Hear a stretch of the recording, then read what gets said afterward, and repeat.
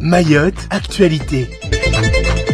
Pour l'édition du jour, nous parlerons de Wambushu, de reprendre le contrôle de la démographie, violence, communiqué du Rassemblement National, grève des greffiers, nous finirons avec le brevet des collèges. Mais tout d'abord, à la une de ce journal, Wambushu 2, ou comment reprendre le contrôle sur la démographie à Mayotte. À l'occasion de sa visite ce week-end, le ministre Gérald Darmanin a annoncé vouloir lutter contre, je cite, l'économie de la misère. Pour ce faire, il faut lutter contre ceux qui offrent aux étrangers en situation irrégulière les moyens de prospérer, reprenant ainsi les arguments des collectifs qui veulent une lutte plus vigoureuse contre les marchands de sommeil, y compris les Mahorais qui louent des cases en tôle à bon prix aux étrangers. Le ministre souhaite également lutter contre les reconnaissances frauduleuses de paternité et les certificats d'hébergement de complaisance. L'État ambitionne également de lutter contre la pêche et l'agriculture illégale. Ce sont de gros pourvoyeurs d'emplois pour les clandestins. Jean-François Carinco a par ailleurs rappelé que 60 à 70% des récoltes des agriculteurs sont volées par les clandestins pour être revendus. Un travail de titan dont il conviendra maintenant définir les modalités, tant les clandestins sont nombreux et devenus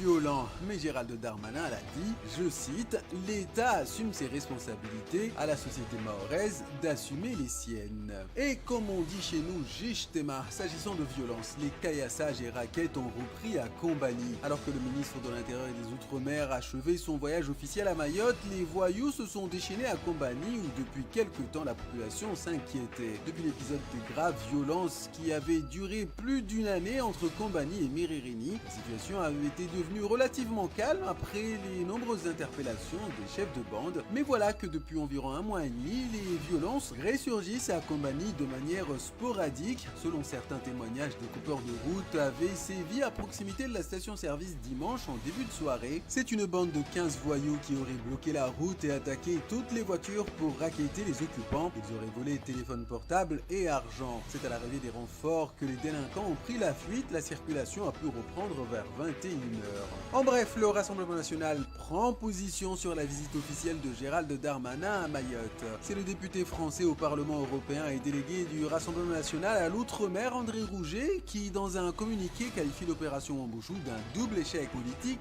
et moral. Pour lui, il s'agit d'un échec politique car il éclabousse 3 ministres régaliens, à savoir le ministre de l'Intérieur lui-même, car il savait que le cadre législatif ne permettait pas le bon déroulement de l'opération. Le garde des Sceaux, ministre de la Justice, qui n'avait pas anticipé la réaction du syndicat de la magistrature et ses conséquences malgré les alertes du Rassemblement National au Parlement, ainsi que le ministre des Affaires étrangères et de l'Europe, qui n'a rien fait au niveau de la diplomatie avec les Comores pour qu'ils acceptent leurs ressortissants. Pour le député André Rouget, la visite de Gérald Darmanin à Mayotte doit être l'occasion de prendre conscience de l'incompétence du gouvernement. Social pour la suite de ce journal avec la journée nationale des greffiers qui a été très suivie à Mayotte.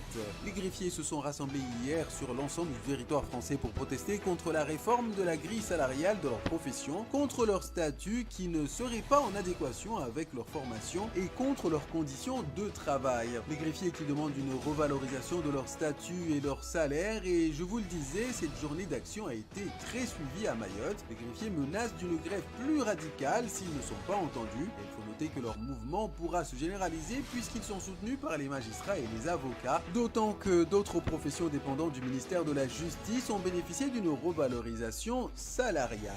Et je vous propose de clôturer cette édition avec le début des épreuves du brevet. Après l'oral qui s'est déroulé en avril hier, 7000 élèves de 3e de l'Académie de Mayotte ont passé les épreuves écrites du brevet en commençant par le français puis les mathématiques l'après-midi.